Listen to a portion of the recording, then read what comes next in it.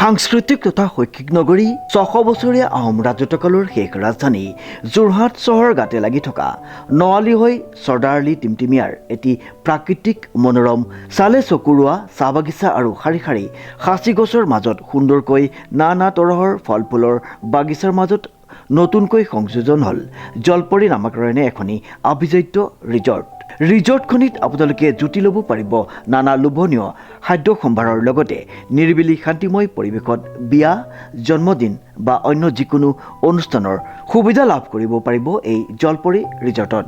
অতি কম মাননিতে ৰিজৰ্টখনিত থকা লেকত আপোনালোকে কৰিব পাৰিব বটিং। গতিকে আজিয়েই আহক সপৰিয়ালে জলপৰী ৰিজৰ্টলৈ আৰু লগে ভাগে হাঁহি ধেমালিৰে এসাঁজ খাওক জলপৰী ৰিজৰ্টত। ৰাইজক উৎকৃষ্ট মানৰ সেৱা আগবঢ়াই হৈছে আমাৰ একমাত্ৰ লক্ষ্য। আমাৰ ঠিকনাটো হৈছে নৱালী টিমটিমিয়া যোৰহাট। আমাৰ যোগাযোগৰ নম্বৰটো হৈছে 7896524655 অথবা 6001394297। নমস্কাৰ, নিউজ নাওৰ ষ্টুডিঅ'ত মই শ্ৰীমন্ত মাধৱ বৰুৱা। চাওঁ হওক কি আছে আজি আমাৰ সংবাদ।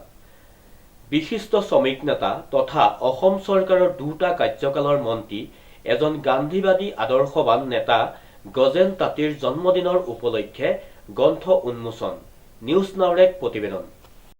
বিশিষ্ট শ্ৰমিক নেতা তথা অসম চৰকাৰৰ দুটা কাৰ্যকালৰ মন্ত্ৰী এগৰাকী গান্ধীবাদী আদৰ্শবান নেতা গজেন তাঁতীৰ জন্মদিন উপলক্ষে এটি গাম্ভীৰ্যপূৰ্ণ অনুষ্ঠানত গজেন তাঁতী এক ব্যতিক্ৰমী বনুৱা নেতা শীৰ্ষক এখনি স্মাৰক গ্ৰন্থ উন্মোচন কৰা হয়।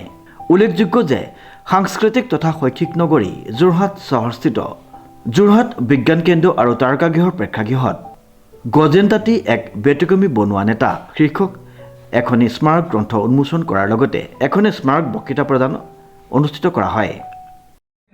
অসমৰ সমাজ জীৱনত ৰাজনৈতিক আৰু সামাজিকভাৱে নিজৰ কৰ্মৰাজিৰে এক বিশেষ স্থান অধিকাৰ কৰা স্বৰ্গীয় গজেন তাঁতীৰ স্মৃতিত আজি এই সভা অনুষ্ঠিত হৈছে। মই নিজে তেখেতৰ নিচিনা এই ধৰণৰ আদৰ্শৰ প্ৰতি অনুগত থাকি নিজৰ ৰাজনৈতিক জীৱন নিস্বাৰ্থভাৱে পৰিচালিত কৰা ব্যক্তি অসমৰ ৰাজনৈতিক জীৱনত খুব কমেই আছে। মই জনাৰ ভিতৰত মাত্ৰ কেইজনমান আঙুলি মূৰত লিখিব পৰা এনেকুৱা নিস্বাৰ্থ সমাজসেৱী ৰাজনৈতিক শ্ৰমিক নেতা গজেন তাঁতীৰ নিচিনা অসমত নাই বুলিয়ে ক'ব পাৰি। তেনেকুৱা এজন ব্যক্তিক আজি আমাৰ সমাজ জীৱনত যি ধৰণে তেওঁ সন্মান পাব লাগিছিলে বা তেওঁৰ যিখিনি কাম কৰি গ'ল তাৰ যি ধৰণে মূল্যাংকন হ'ব লাগিছিলে সেইটো হোৱা নাই। তেখেতৰ পৰিয়ালৰ লোকে কিছু এটা চেষ্টা কৰিছে, কিন্তু মই ভাবোঁ যে এইটো সামগ্ৰিকভাৱে আমাৰ অসমীয়া সমাজৰে দায়িত্ব। তেনেকুৱা এজন নিস্বাৰ্থ ত্যাগী আদৰ্শবান ৰাজনৈতিক লোকৰ কৰ্মৰাজি যদি দিওঁ তেতিয়াহ'লে আমাৰ উঠি অহা প্ৰজন্মৰ কাৰণে এটা অনুপ্ৰেৰণাৰ স্থল হ'ব। আৰু তেনেকুৱা এজন ব্যক্তিৰ এই অনুষ্ঠানত মই যোগদান কৰিবলৈ পাই নিজকে কৃতাৰ্থ মানিছোঁ। যোৰহাটৰ বিশিষ্ট অধিবক্তা ভৱ গোস্বামীৰ সভাপতিত্বত অনুষ্ঠিত আৰু প্ৰয়াত গজেন তাঁতীৰ ভাতৃ ৰঞ্জিত তাঁতীয়ে উদ্দেশ্য ব্যাখ্যা কৰা তথা তাঁতীৰ ৯৪ বছৰীয়া জ্যেষ্ঠা ভগ্নী নৱমী তাঁতীয়ে প্ৰয়াত তাঁতীৰ প্ৰতিচ্ছবিত বন্তি প্ৰজ্বলন কৰাৰ পিছতেই এটি বৰগীতেৰে সভাৰ কাম আৰম্ভ কৰা হয়। সভাৰ আৰম্ভণিতে বিশিষ্ট ব্যক্তি হিচাপে ভাষণ প্ৰদান কৰি বিশিষ্ট শ্ৰমিক নেতা তথা প্ৰাক্তন কেন্দ্ৰীয় মন্ত্ৰী প্ৰবন সিং ঘাটোৱাৰে কয় যে প্ৰয়াত গজেন তাঁতী কেৱল এজন বনুৱা নেতা নাছিল। বনুৱাৰ বাবে কাম কৰাটো তেওঁৰ বিভিন্ন কামৰ এটা মাত্ৰ অংশহে আছিল। চাহ জনগোষ্ঠীৰ দ্বিতীয়জন মন্ত্ৰী তথা প্ৰথমজন কেবিনেট মন্ত্ৰী হিচাপে বহুকেইটা গুৰুত্বপূৰ্ণ বিভাগৰ দায়িত্ব পালন কৰিও প্ৰয়াত তাঁতীয়ে যেনেদৰে প্ৰকৃত গান্ধীবাদী আদৰ্শৰে জীৱনৰ পৰৱৰ্তী দিনবোৰ অতিবাহিত কৰিছিল তাৰ মূল্যায়ন এতিয়াও হোৱা নাই বুলি তেওঁ আক্ষেপ কৰে। মন্ত্ৰিত্ব যোৱাৰ পিছত হাউচিং বৰ্ডৰ এটা দুকঠলীয়া ঘৰত থাকি চিটি বাছত উঠি বজাৰ কৰিবলৈ যোৱা গজেন তাঁতীৰ দৰে ৰাজনীতিক আজিৰ দিনত দুৰ্লভ। গজেন তাঁতীক প্ৰকৃততে অসমীয়াৰ নেতা আৰু জননেতা বুলি অভিহিত কৰি কয় যে অসমৰ দ্বিতীয় বৃহত্তম জনগোষ্ঠী চাহ জনগোষ্ঠী বৃহত্তৰ অসমীয়া জাতিৰ অংশ, যিটো জনগোষ্ঠীৰ ৯৯% ছাত্ৰ ছাত্ৰীয়ে অসমীয়া ভাষাত পঢ়া শুনা কৰে। সেই জনগোষ্ঠীটোৰ প্ৰতি দৃষ্টিভংগী সুদৰ্বৰ হ'ল বুলি তেওঁ তাৎপৰ্যপূৰ্ণ মন্তব্য প্ৰদান কৰে। অনুষ্ঠানত গজেন তাঁতী এক ব্যতিক্ৰমী বনুৱা নেতা শীৰ্ষক গ্ৰন্থখনি উন্মোচন কৰে শিক্ষাবিদ তথা চিনামৰা মহাবিদ্যালয়ৰ প্ৰতিষ্ঠাপক অধ্যক্ষ আনন্দ শইকীয়াই।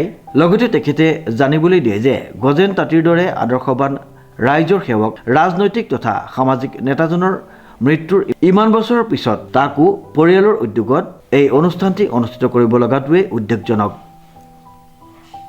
আজি 25 বছৰ হ'ল তেখেত ঢুকুৱা যোৱা জুন মাহত আমি মৃত্যুৰ 25 বছৰ পিছত আমি কৰিব খুজিছিলোঁ, কিন্তু তেখেতৰ পুত্ৰৰ সাংঘাতিক ধৰণৰ শাৰীৰিক অসুস্থতা হোৱাৰ কাৰণে আজি এই জন্মদিনটো আমি জন্মদিনতেই কিতাপ আমি যিখন গ্ৰন্থ এই গ্ৰন্থখন উলিয়াইছোঁ।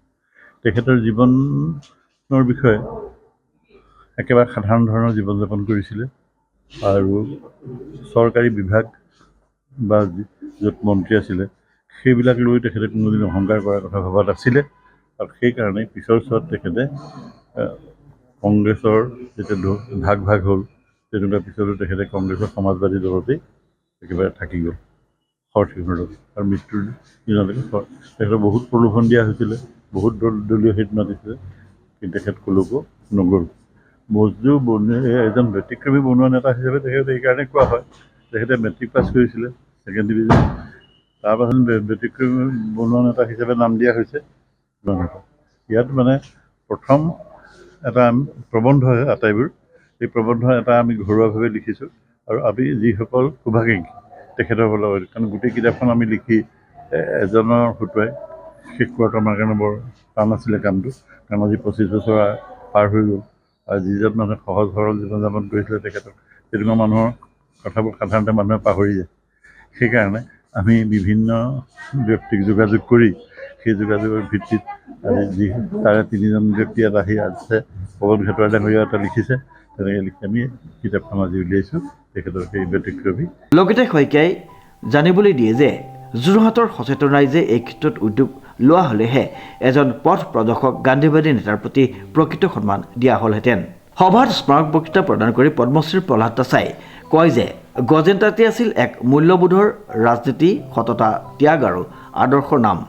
তিতাবৰ মেজেঙা চাহ বাগিচাত এটা শ্ৰমিকৰ পৰিয়ালত জন্মগ্ৰহণ কৰি উচ্চ শিক্ষা গ্ৰহণ কৰি চৰকাৰী চাকৰিলৈ গুৰুত্ব নিদি শ্ৰমিক প্ৰাণ সৰ্বেশ্বৰ বৰদলৈৰ প্ৰভাৱত অসম চাহ মজদুৰ সংঘত যোগদান কৰি শ্ৰমিকৰ কল্যাণৰ বাবে নিয়োজিত হয়। মৰিয়নি সমষ্টিৰ প্ৰথমজন বিধায়ক হিচাপে সমষ্টিৰ লগতে মন্ত্ৰী হিচাপেও সমগ্ৰ অসমৰ বাবে কাম কৰাৰ সুযোগ লাভ কৰা তাতেই গান্ধীবাদী আদৰ্শক জীৱনৰ আদৰ্শ হিচাপে লৈ সমগ্ৰ জীৱনটো অতিবাহিত কৰে। শ্ৰম, যোগান, পঞ্চায়ত, সমবায় আদি গুৰুত্বপূৰ্ণ বিভাগৰ কেবিনেট মন্ত্ৰী হিচাপে শৰৎ সিংহৰ মন্ত্ৰীসভাত দায়িত্ব পালন কৰা তাঁতীয়ে সুবিধাবাদক কোনোদিনেই প্ৰশ্ৰয় দিয়া নাছিল। সেয়েহে 1977 চনত দলৰ বিপৰ্যয়ৰ পিছতো তেওঁ দল ত্যাগ নকৰি শৰৎচন্দ্ৰ সিংহৰ সৈতে গান্ধীবাদী আদৰ্শৰে পৰিচালিত হৈ থাকিল। 1937 চনৰ আজিৰ দিনত 12 মাৰ্চৰ দিনাখন জন্মগ্ৰহণ কৰিছিলে, গতিকে সেই হিচাপত আজি তেখেতৰ আজি জন্ম দিৱসত তেখেতৰ এই গ্ৰন্থখন উন্মোচন কৰা হৈছে আৰু ইয়াত আমাৰ বিশিষ্ট অতিথি হিচাপে যোৰহাটৰ বিশিষ্ট সমাজকৰ্মী ভৱ গোস্বামী ডাঙৰীয়া, আমাৰ প্ৰাক্তন কেন্দ্ৰীয় মন্ত্ৰী আৰু বিশিষ্ট সমাজকৰ্মী পৱন সিং ঘাটোৱাৰ, মৰিয়নি কলেজৰ অধ্যাপক আমাৰ হৰেণ গোৱালা ডাঙৰীয়া, লগতে মৰিয়নি কলেজ আমাৰ যোৰহাট মৰিয়নি কলেজৰ প্ৰাক্তন এজন অধ্যক্ষ তেখেত আৰু আমাৰ সমাজৰ বিভিন্ন সমাজকৰ্মীসকলক এই সভালৈ আমন্ত্ৰণ কৰা হৈছিল। এজন ব্যতিক্ৰমী ব্যক্তি আছিলে, তেখেতে সম্পূৰ্ণ গান্ধীবাদৰ ওপৰত নিজকে উৎসৰ্গিত কৰিছিলে। তেখেতে ভাৰতীয় জাতীয় কংগ্ৰেছত আছিলে আৰু মৃত্যুৰ সময়লৈকে তেখেতে কংগ্ৰেছতে আছিলে। কংগ্ৰেছ মানে যেতিয়া কংগ্ৰেছ বিভাজিত হৈছিলে সেই সময়ত তেওঁ কংগ্ৰেছৰ এছ বুলি কয়, পিছলৈ এইটো সমাজবাদী কংগ্ৰেছ বুলি কৈছিলে, তাতে তেখেত থাকি গ'ল শৰৎ সিংহৰ লগত। আৰু তেখেত এজন একেবাৰে সাধাৰণ, তেখেত কেবিনেট মন্ত্ৰী হৈ 15 বছৰ তেখেতে বিধায়ক থকাৰ পিছতো তেখেতে একেবাৰে সাধাৰণভাৱে জীৱন যাপন কৰিছিলে। তেখেতৰ ধন সম্পত্তি টকা পইচা এইবিলাকৰ প্ৰতি কোনো লালসিত নাছিলে, যাৰ কাৰণে তেখেতে সদায় চিটি বাছত ঘূৰি ফুৰিছিলে, গভৰ্ণমেণ্ট বাছতে ঘূৰিছিলে। আৰু দুৰ্ভাগ্যবশতে তেখেতে গভৰ্ণমেণ্ট বাছতে গৈ থাকোঁতেই তেখেতে 9 জুনত 1998 চনত তেখেতৰ বোকাঘাটৰ ওচৰত এক্সিডেণ্ট হৈ গ'লে মৃত্যু হৈছিলে। একেবাৰে সাধাৰণ জীৱন যাপন কৰিছিলে। তেখেতে ৰাজনৈতিক লালসাত তেখেতে দল পৰিৱৰ্তন কৰা নাছিলে। তেখেতক সেই সময়ৰ যি দল অসমত আছিলে, কংগ্ৰেছ দল, মানে কংগ্ৰেছ ইন্দিৰা বুলি কৈছিলে, সেই দলে তেখেতক জইন কৰিবৰ কাৰণে মাতিছিলে যে আমাৰ দললৈ আহক, আপুনি আকৌ নেতৃত্ব দিয়ক কংগ্ৰেছক। কিন্তু তেখেতে কৈছিলে যে মই ভাৰতবৰ্ষৰ যিটো ছেক্ৰিফাইচ কৰি পেলাই যিটো কংগ্ৰেছ দল গঠন কৰিছিলে, সেই দলটো বিভাজিত হোৱাৰ কাৰণেহে মই আজি সেই কংগ্ৰেছ দলত নাই, মানে ইন্দিৰা কংগ্ৰেছ দলত তেখেত নাছিলে।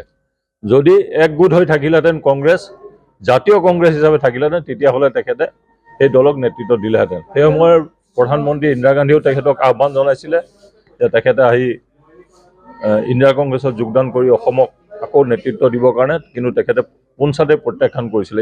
আনকি নালাগে তেখেতক সেই সময়ত মুখ্যমন্ত্ৰীৰ পদবীও দিয়া হৈছিলে, য'ত তেখেতে মুখ্যমন্ত্ৰীত্ব নোলোৱাৰ কাৰণে সেই সময়ত আপোনালোকে জানে যে সেই সময়ত ৰাজনৈতিক এটা অস্থিৰতা পৰিস্থিতি হৈছিলে, যাৰ কাৰণে আনোৱাৰ টাইমুৰ হৈছিলে, পিছত যোগেন হাজৰিকা হৈছিলে, পিছত কেশৱ গগৈ মুখ্যমন্ত্ৰী হৈছিলে। কিন্তু প্ৰথম গজেন্দ্ৰনাথক এইটো দিয়া হৈছিলে যে আপুনি আহক আমাৰ দলত আৰু আপুনি মুখ্যমন্ত্ৰীৰ দায়িত্ব লওক। কিন্তু তেখেতে সেই দায়িত্বভাৰ প্ৰত্যাখ্যান কৰিছিলে নিজৰ আদৰ্শ আৰু নিজৰ প্ৰিন্সিপলৰ কাৰণে। আজি গজেন তাঁতীদেৱৰ এখন ব্যতিক্ৰমী গ্ৰন্থ উন্মোচন হ'ল। এই গ্ৰন্থখন আমাৰ নতুন প্ৰজন্মই পঢ়িব লাগে। আৰু তেখেত যে এজন অসমৰ বিশিষ্ট লোক, সমাজকৰ্মী, আৰু সমাজৰ বাবে তেওঁ যিখিনি অনুপ্ৰেৰণামূলক কৰ্ম কৰি গ'ল আমাৰ সকলো অসমীয়া সমাজখনৰ কাৰণে, আৰু সেই চিৰনমস্য। আৰু সেইখিনি কথা আমি নতুন প্ৰজন্মৰ আগলৈ নিব লাগিব। আৰু এই গ্ৰন্থখনৰ যোগেদি আমি চেষ্টা কৰিম যে নতুন প্ৰজন্মই, প্ৰাক্তন মন্ত্ৰী আছিলে, তেখেত কেবিনেট মন্ত্ৰী আছিলে শৰৎ সিংহদেৱৰ দিনত। এতিয়া তেখেতৰ সেই গুণৰাজি আমি সমাজলৈ আগবঢ়াই লৈ যাব লাগিব। সেইখিনি আমাৰ প্ৰধান কৰ্তব্য বুলি ভাবিছোঁ। আৰু নতুন প্ৰজন্মই প্ৰেৰণামূলক এই কৰ্মখিনি পাব। এইখিনিয়ে, ধন্যবাদ। যোৰহাটৰ পৰা অনুপম বৰাৰ এক বিশেষ প্ৰতিবেদন, নিউজ নাও।